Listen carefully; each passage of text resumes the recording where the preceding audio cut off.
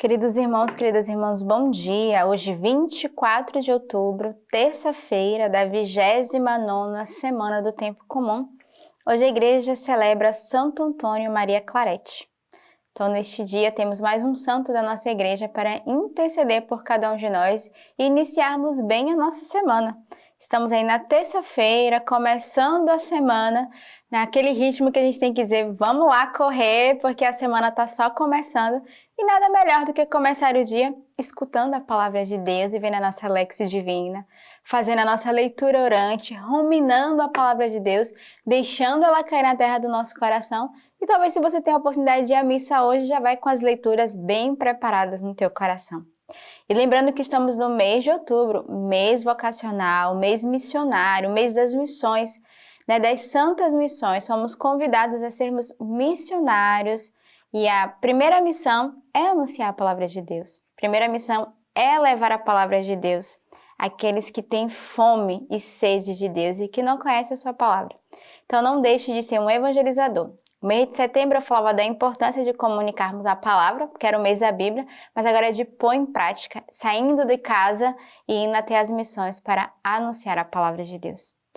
A primeira leitura de hoje ela é retirada da carta de São Paulo aos Romanos. Por meio de um só homem, o pecado entrou no mundo, e pelo pecado, a morte.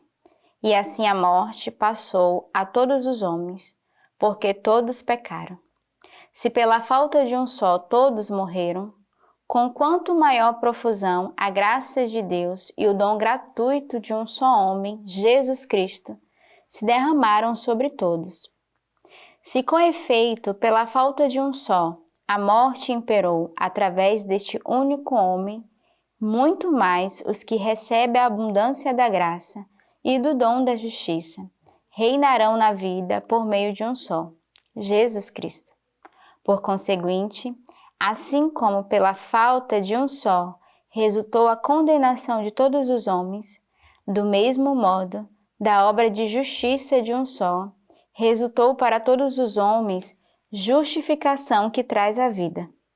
De modo que, como pela desobediência de um só homem, todos se tornaram pecadores.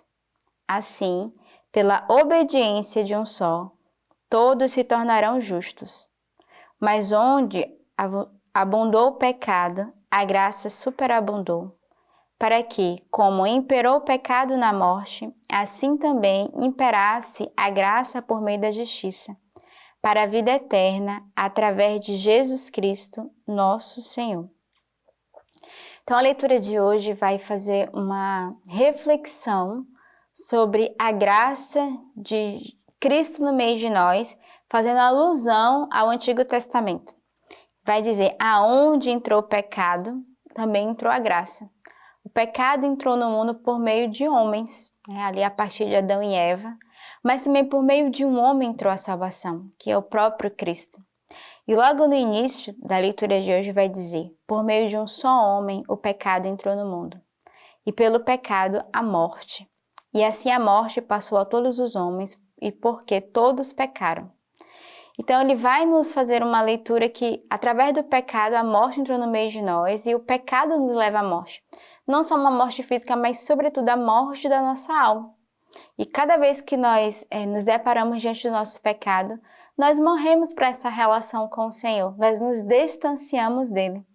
E aí ele vai dizer no finalzinho da leitura, que pela desobediência de um só, todos se tornaram pecadores. Então, por causa da desobediência ali no início da criação de Adão e Eva, todos nós nos tornamos pecadores, mas por causa da obediência de um, que foi o próprio Cristo, nós fomos justificados.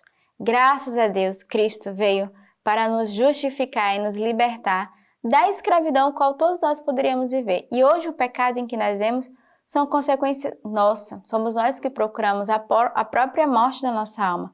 Mas Jesus veio para nos mostrar que podemos ser salvos, que podemos ser justos, que podemos nos converter e fazer um caminho de santidade. E de fato, aonde abundou o pecado, superabundou a graça.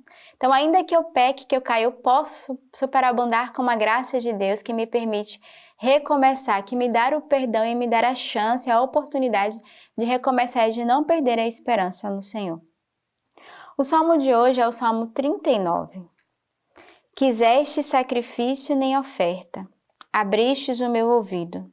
Não pedistes holocausto, nem expiação, e então eu disse, eis que eu venho. No rolo do livro foi-me prescrito realizar tua vontade. Meu Deus, eu quero ter a tua lei dentro das minhas entranhas. Anunciei a justiça do Senhor na grande assembleia.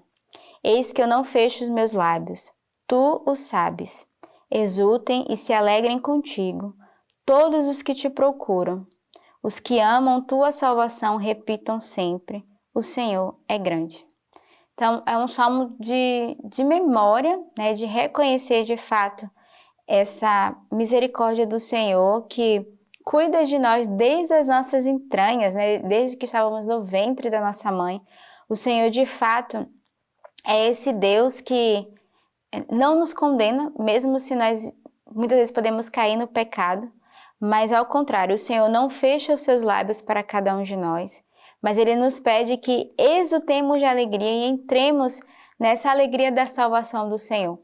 Reconhecer que o Senhor nos salvou e se nós estamos aqui é graças à oferta da sua vida, que a sua obediência o levou até a morte, morte da cruz, e que nos salvou e nos salva a cada dia.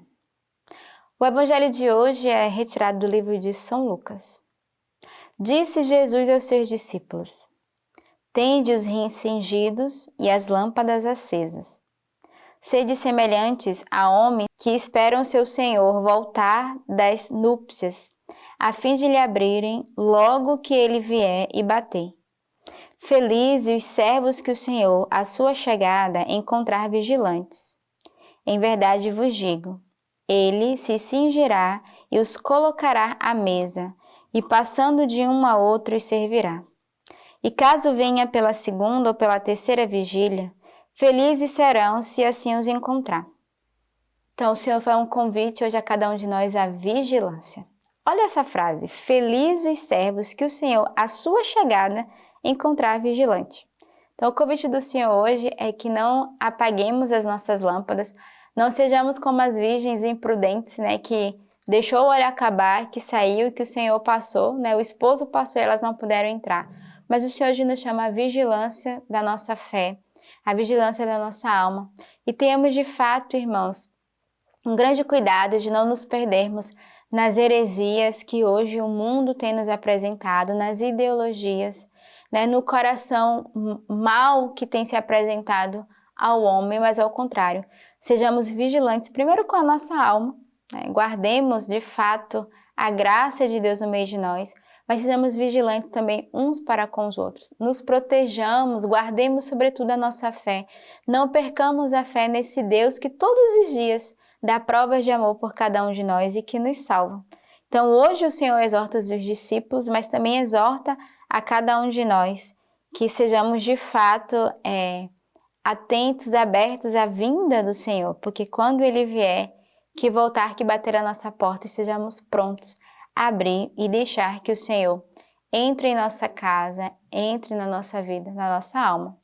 E como eu disse, hoje a igreja celebra Santo Antônio Maria Claret. Antônio, que nasceu numa cidadezinha bem próxima de Barcelona em 1807, em uma família numerosa, onde foi educado de modo profundamente cristão.